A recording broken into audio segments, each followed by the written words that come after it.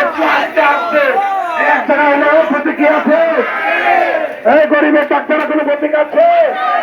এই ডাক্তার শহীদুল রহমানের কোনো প্রতীক আছে? এই আশাশুনি গাছের কোনো প্রতীক আছে?